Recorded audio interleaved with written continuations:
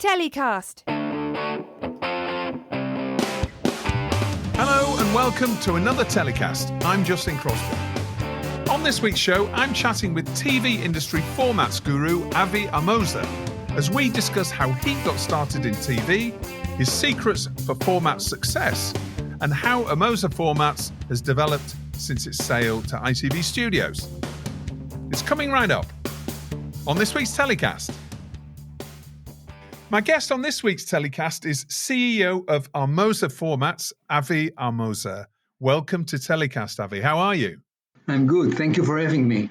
Not at all. Thank you very much for joining us. Where in the world are you joining us from today? I'm in Tel Aviv, very warm under a heat wave in Tel Aviv. Europe and the US and seemingly everywhere is getting 45, 50 degrees or something. What's life like in Tel Aviv right now? We are not there. I think we are around the 32, 33, but Tel Aviv is, by the Mediterranean Sea and it's humid. And the humidity make it even tougher. But, we see the pictures from all over the world and we kind of feel that we are part of it. That's a great thing about Tel Aviv. You've got the beach, so you can just dash off and cool down pretty easily, right, from the office. The water during summer getting very warm. And even if you go in the middle of the night, they are still warm and fun to swim in. So always when people ask me when to come to Israel, I would say come in spring, because springtime everything is green and flowering. But then if you want to enjoy the sea, summer is a good time as well. It always struck me as a very livable city, Tel Aviv. I've only visited once and I'd love to go back, maybe one day soon. I often start every show just finding a little bit about our guest's career history. And you've got a very storied history in the industry. You're a very well-known formats executive. But can you take us right back to the beginning of your TV career? How did you get your first break in TV? You might be aware that the TV industry in Israel is still very young in comparison to other territories.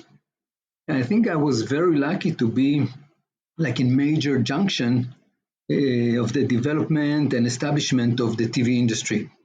Out of university, there was no private market in TV in Israel. There was no commercial TV. It was only one public channel. And actually, I found myself in the governmental organization doing documentation.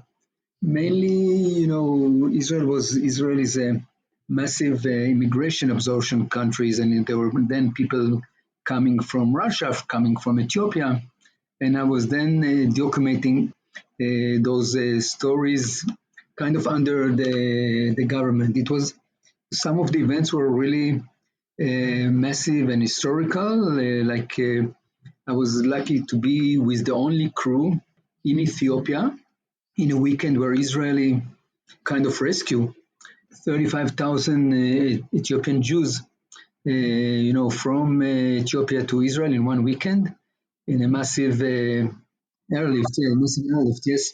And those, it was like the first time that was filming that I produced were kind of all over in all the network all around the world. So the only shows that were available from inside Ethiopia was from the only crew that was there, that the one crew that I've sent. So it was like historical time and very exciting time to be. But still, it's a public organization and with all the complexity to be part of it. And then in 1993, it's when the commercial television established in Israel. And it kind of opened up the whole production market. And I was recruited by one of Israel's major studios called JCS. JCS was then only like a service center. It was the service center for all the news, networks operating out of Israel. And because, the market is open up, they want to move into production. And they recruit me to build their production arm. I was there for like 11 years and we became the number one, the leading production companies in Israel, doing, scripted, doing feature film, doing entertainment, doing various formats, that bringing formats, developing formats. So this was like the second stage. So from public, I went to be an employee in a private studio. And then, after 11 years, when it was the time to move on, the next stage was to open my own company and go totally independent. And my philosophy and my vision then was that Israel is a small, limited, very creative market, but not competitive. And the creativity that exists within the market is much more than the TV stations and can accommodate. So if we know how to create, if we know how to produce TV, why just focus on a small little market like Israel? But why not look into the world as your market? I established the first company that was taking content out of the Israeli market to the international market in the form of format. We were like the pioneers. Started with only one employee until developing gradually. After 5-6 years, when we kind of very established in the international market and all the other players in the Israeli market, so that there is a business model there, all the Israeli market follow our steps, and this has pushed all the industry to become a leading content creator in the international market. And I kind of knew that probably the next stage might be to be part of a global company, being part of the global market. This business is very much based on consolidations and merger and acquisitions. And we can speak more about the timing, but I felt then, which was like 4 years ago, exactly 4 years ago, that it was the time. I had a lot of benefit of being like a very independent company, able to move fast, able to, but I felt it's the time because of the changes in the industry. It's time to be part of a global group, and the company was bought, by ITV. So this was like the fourth stage of my career. So if you want, like it was like divided for 9-10 years in each places, and 4 different stages of working within the industry. And when you set up your business with a view to exporting formats from Israel in the first place, was that an unusual concept? Did people think you were crazy doing that? Or did people just think, oh, God, that's a good idea. I wish we'd thought of that. How were you viewed in the market when you did that? You're right. People really thought I'm crazy. They didn't believe that it can happen.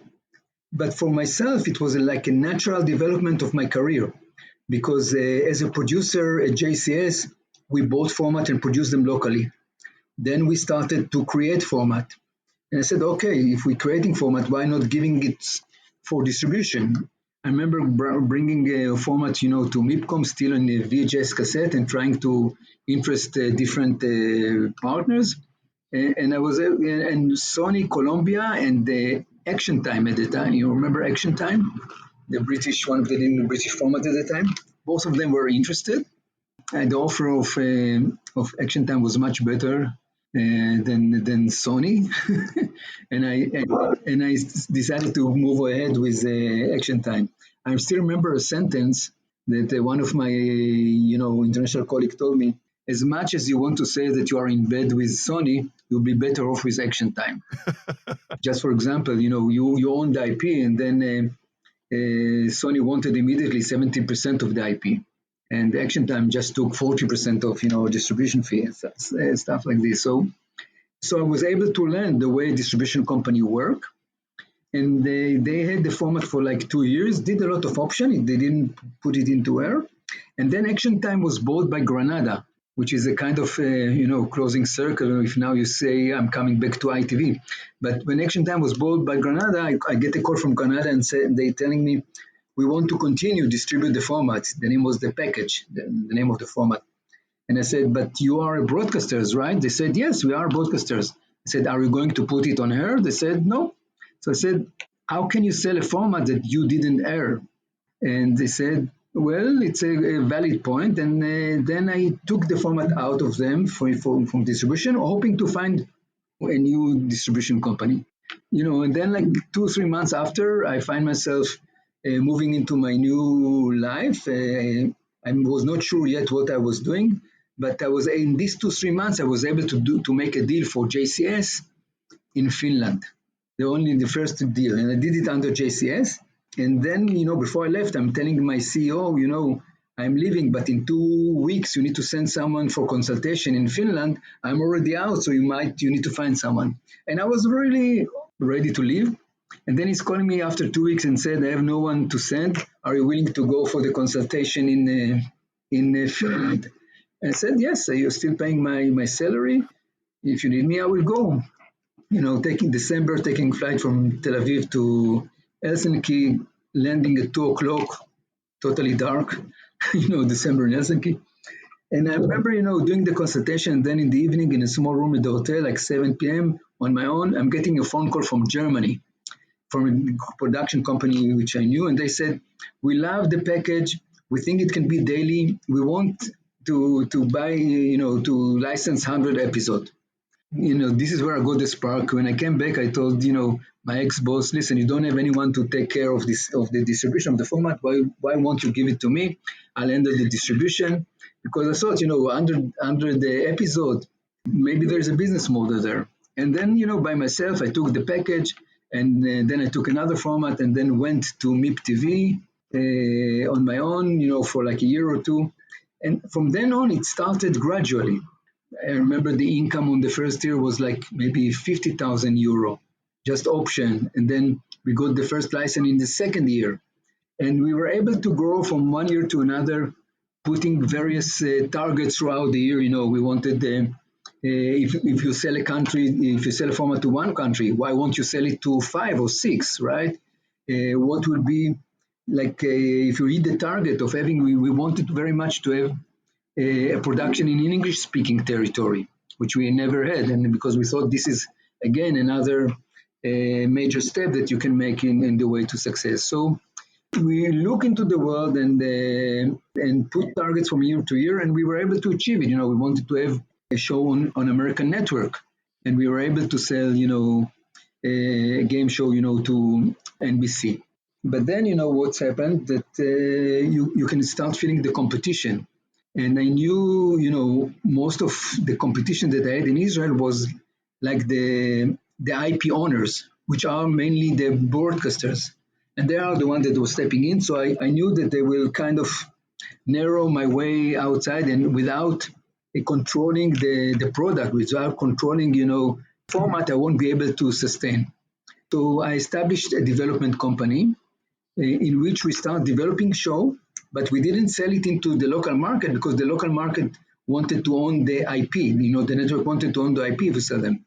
So our model was very unique. We created a pilot, and with this pilot, we went to the international market and start making deals. And I think we had a very solid, unique positioning within the market because the industry trusted our creativity. They were always coming to our booth, to see what's new. And, when you are developing, you need always to be ahead of the curve, right? You need to bring something new, something fresh. Also, the DNA of development, when you think about selling, is like the DNA of the network. It needs to be bold. It needs to be very clear. It needs to be outstanding because you need to market it. So all of this created a very unique model because the regular model was that you are a local production company. Maybe you develop a show. Maybe you then able to sell it locally. Then it's a success or a failure. And if it's a success, either you or distribution company take it to the outside world. Because it's already done, it's good, but it's not necessarily very fresh. And we were creating shows that people never seen before.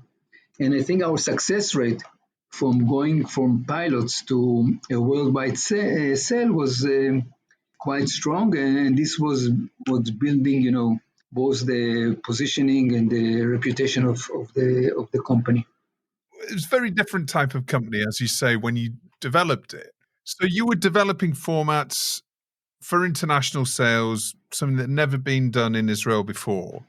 How did you develop an idea of what the format points might be? I mean, did you have a sort of a template you were thinking it needs to hit this point, this point, this point, and another point? Because it was mainly, at that point, unscripted formats? Yeah. It was mainly unscripted. So how do you do that when there's no precedent, if you like? How do you create a show, a format based upon something that you can remake all over the world when you haven't done it before? What's your template? One key element is the ability or the will to take a risk. Development and pilot production, if you want, these are the most risky part of the business. The pressure that you need to be successful because we were only based on the income that we got from the formats that we sold. So I think it's understanding the international market, understanding the need, understanding marketing, because I think Israel was creative before we came into the market, but we created the marketing platform that enabled the Israeli industry or the Israeli creativity to reach out to the world and to world to expose to this creativity. I think you always need to have a models that you want to follow, and I kind of follow two different models. One model was the model of the high-tech industry in Israel. It's equivalent, the developing of format and the high-tech industry is very much equivalent because the high-tech industry is based on creating startup, on creating IP, on creating new ideas, to take new ideas and make them into a major industry. And I said, okay, it can be the same. The format business is also kind of a patent. You need to create a patent. It can be creative patent. It can be the look and feel of the format as a patent. What's very clear about the format and what can make it stand out in the market. And also, like the high-tech industry, you need to invest in a portfolio of ideas in order for one of them to be successful and be a massive income generator. The other model that I kind of follow was I called it the Dutch model. At the time when I got in the industry, the leading format country were the US, the UK, and Netherlands.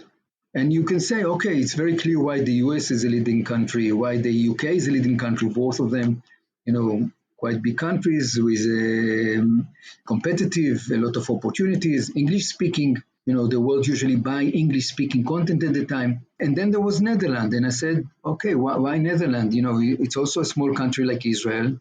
They have a tough language like Hebrew, the Dutch language like Hebrew. What made Netherlands a success? And I think what made it a success was, Big Brother, right? Sometimes you need a leading format that then everybody can follow. And it was also the structure of the TV industry in Netherlands. There was quite many outlets that was enabling the creators to flourish and enable Netherlands to be a key player in the format industry. So I said, okay, I want to follow the high-tech industry and I want to follow the Dutch model. If the Dutch can, we can too. Understanding the business, understanding what is a format, understanding the unique element that even until the last market, I find it always very important to take a table in our booth and meet the client face to face. I think the ability to meet the client, you sit with them and they watch the trailer on the screen and you see their reaction and you understand what make them moves.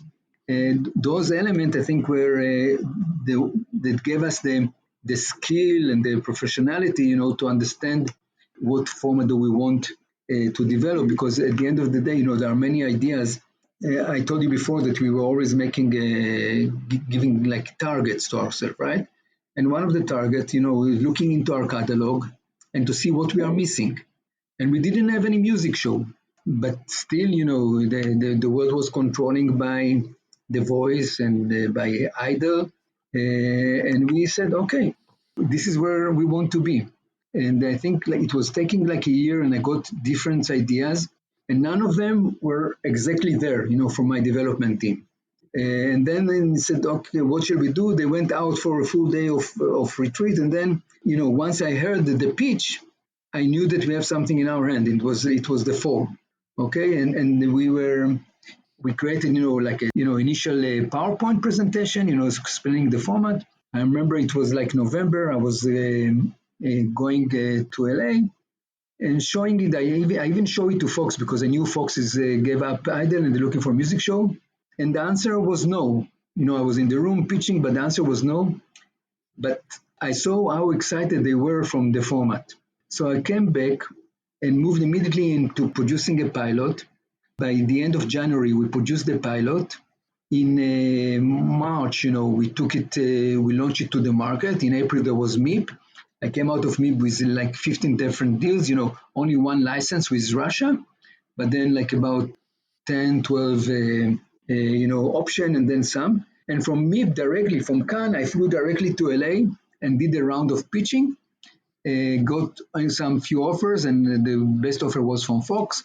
And by May already, I had a development deal with Fox to bringing, the Ford to the US market. So, you need to understand when it's happening. You need to be, to be very fast because this is your way to protect the market. And there was there was all kind of obstacle along the way. I don't know if later on you want to hear us about the obstacle, but we were very determined, and so we started the development in November. November after, we had already the first version produced in Russia, and in December we started production in the US. So like within a year from small development room in Tel Aviv, to be in a studio. It was, I think we taped the first season in the Sony Studios, to be in Sony Studios in LA with hundreds of people working on your idea, talents like Sean Diddy Combs, or DJ Khaled, or Megan Trainor, or Fergie, all of them working on your idea, and all, when it's happening, it's very exciting. Oh, it's interesting, you going back to something you said earlier on about marketing. You've got to understand marketing when it comes to a format. Is that something that you've really focused on in terms of building a buzz around a particular format, in terms of building it? And you talked about the speed, important to get the format moving quickly. Is that a case of you investing in marketing and getting a buzz going around your format? Or is that just a case of your determination and knowing the right buys to go to? Those are two different issues. I always say, to the company inside, and also to the student when I teach, once you have a great idea, you need to think that there are like 20 other people or 20 other companies around the world was thinking about the same idea at the same time, and now it's a race. Who will be the first, and who will have the best execution of it? People often ask, how do you protect the format? And, you can go around registration, but I think I said the only way to protect a format, the only practical way to protect a format is to move quickly, to create a brand, to create an execution of the format. This is the way that you can then better protect the format. This was one element, Get a precedent. We've already done this. So if anyone's thinking about something similar, don't worry. We've already got it, right? Yeah. And, there were 4 other people, that when we came up with the 4, I got, I think, 4 different letters of people that were saying, we had the same ideas, or what are you doing? Or like there was letter of, legal letters that we got. So this is the speed. You need to understand when you come into MIP or MIPCOM or other market, but MIP and MIPCOM, it was like the center square of the industry. So I kind of once counted, there were like every 6 months, there are about 200 new formats that are launched at MIP or MIPCOM from all around the world. And, buyers can get lost unless you are able to stand up, unless you are able to create a buzz with every possible way, with press release, with interviews, with poster, with sponsorship. The fight is to stand out from the crowd and bring the clients into your stand and do the sales, and that they will believe, that your product is better. I always said, like there was like starting the market, and there was like Monday was always like a kind of quiet because the buyers was like going around, going to a conference. There was the WIT Fresh TV conference, so we always make a point, to be there, trying to understand the buzz. And then they meet in the evening, and then they share the information with each other. And then Tuesday was the boom because they kind of feel where the market is going, and they were coming to our stand to get the deal. So you have one day to make a very big impression in order to generate the deals. So marketing is a key element for you to sell your idea. Another thing that you mentioned earlier on, I just want to pick up on, was you talked about developments and formats, but also broadcasters being brave to move first on a format. How do you see the market right now? Last few TellyCast episodes, we've spoken to producers, we've spoken to networks, we've spoken to lots of different people about the scripted industry as a whole at the moment. And it's going through a very difficult time because of cost of living crisis, because of inflation, because of all these various different external influences. And broadcasters have got less money. Commercial broadcasters have got little less money because they're not getting the advertising they're usually getting. Does that make it a better or a worse time? I think I know what you're going to say, but a better or worse time for a format business? Does that mean a network or a platform is going to be bolder, or are they playing it safe? I think that the lesson that, from the last few years, and it's gradually getting worse and worse, right? It's not getting any better. Because, when they have less budget, they don't take risks so much. They're trying to hang on the brand that they have. So it's getting tougher and tougher to bring new idea to the market. Yet, one of the frustrating side of it is that the model hasn't changed, because still everyone that involved in the business, or every programming director, in their dream, in their night, in their bed, when they dream, they want the next big thing. They want something fresh. They don't have the courage to take it, but they will still want it. So you need to find the dialogue with one brave commissioner that is willing, to take the risk and move forward. As I said, for example, with the four, I found it with Rob Wade. And in its question, there's always the question, the combination between luck and success, in the business. Because he just came into Fox. He was looking for something that will be his signature into the industry, bringing something of his own. He understand, he was on X Factor and understand the strengths of a music show. He loved he loved the concept very much. And he was the major force behind it to make it happen in the US. So I think in the right time, you can find the right commissioner that will believe in your idea, and together you can make it happen. Yeah. So I'm saying it's getting tougher, but the model is still there, and the industry is still looking for something big, fresh, and new. It's interesting what you're saying about a lot of broadcasters trying to maintain their audience and hold on to their audience and not let it slip too much, versus the brave commissioner who's going, I'm going to hang my hat on this. This is, if this doesn't work, I'll lose my job. But I believe in it so much that I'm going to make the decision and going to ask my network to back me on it. That's really what you want, isn't it? Somebody who's brave enough to risk their job, actually, because that's really what it is.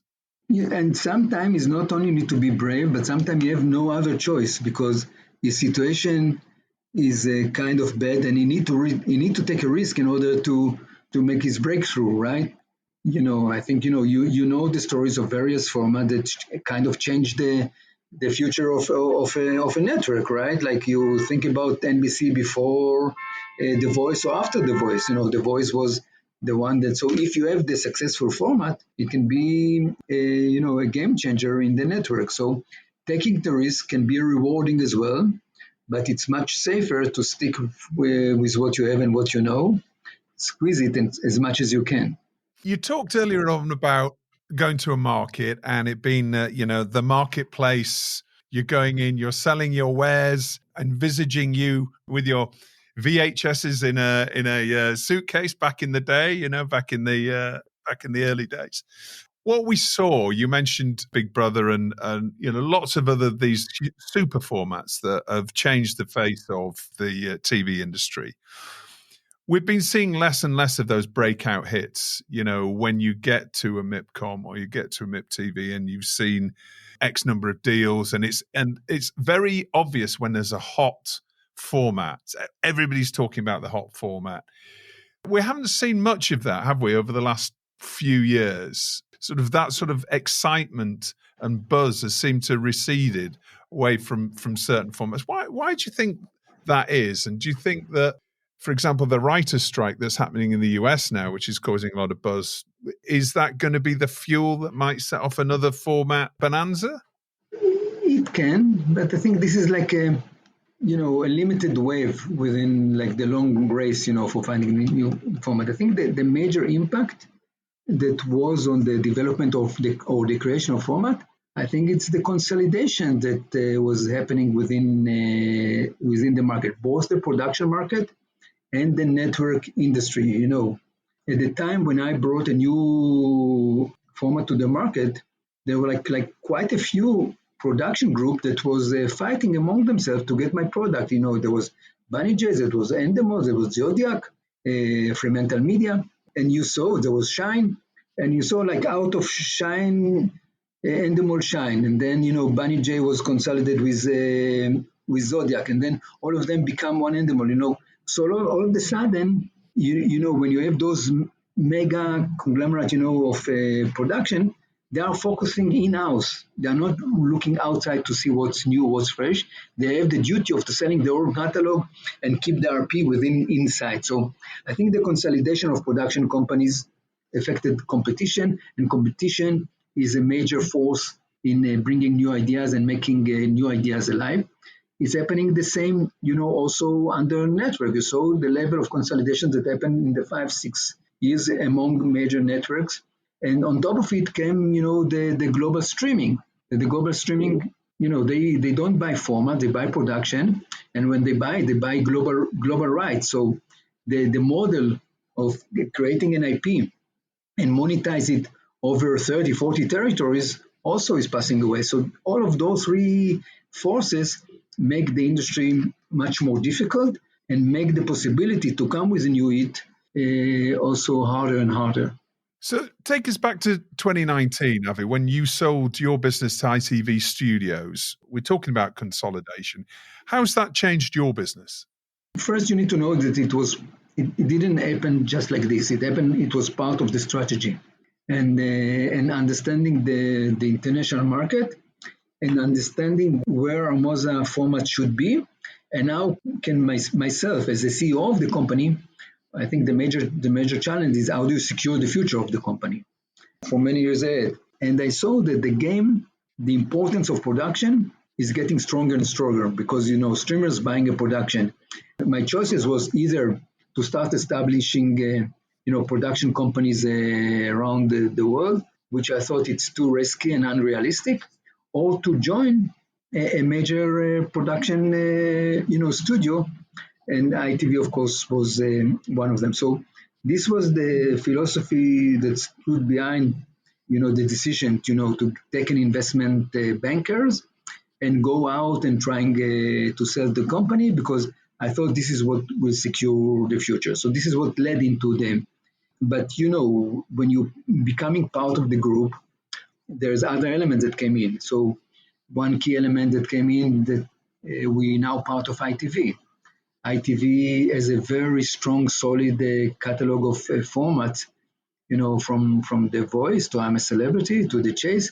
Now they have a base in Israel, and we become the production arm of ITV in Israel, having exclusive rights on all the ITV formats and selling them to the Israeli market. So all of a sudden, when I left, JCS, I kind of ran away from the local production market, and then I find myself back, but much more powerful and with the backing of a major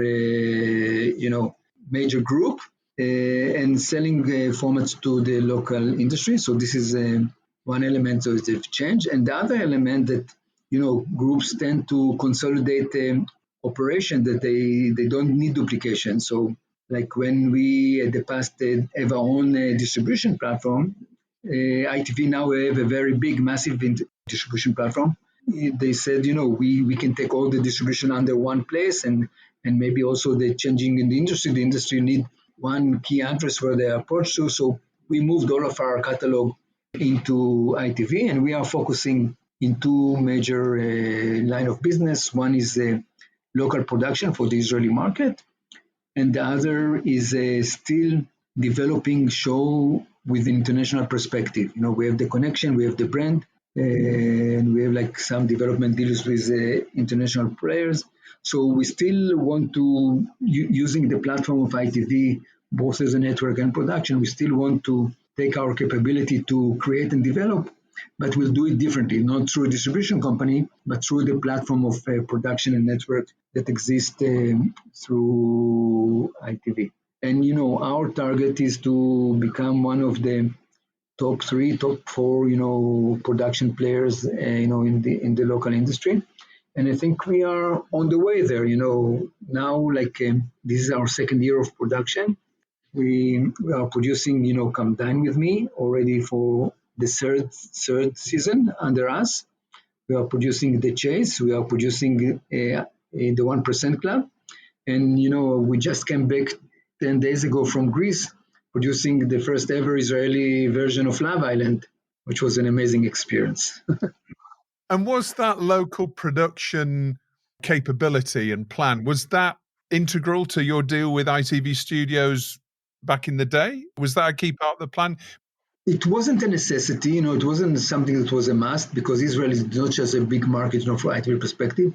But I thought this is something that, again, taking the role of CEO and securing the future of the company, within a group, I thought, this is something that is within DNA, of ITV Studios, right? This is what they know. They know how to manage a production company and monetize them around the world, and I should be part of it. It was a good and important move, for Armoza Formats to move into production. Looking to the future, Avi, we're seeing digital first productions starting to make their way into the mainstream, into linear TV, digital formats being remade for networks around the world. And also we're seeing a growing market within digital first. So publishing essentially directly to YouTube or Snapchat or TikTok or whatever that might be, and working with brands to monetize that. Is that something that you see as being part of the future of Armoza, both locally or internationally? Or is it something that you're still very much focused on the traditional linear, unscripted format development and production locally? The business of production, the business of TV is commercially very tough. The ability, especially when you're in production, right? There are ups and downs. You are able to produce for production in like 6 months, and then you hire like hundreds of people, and then you can find yourself 2-3 months without the work. So the ability, the managerial skill, the ability to keep being active is a challenge. Most of the time, we don't have the luxury of looking into like other outlets unless there is money there. We have the necessity in order to survive. We need to follow the money, and still the big money of production is within linear and non-linear TV. You cannot compare, the one guy, although it's important and although he can be a talent or his idea can be great, but still there is a journey there.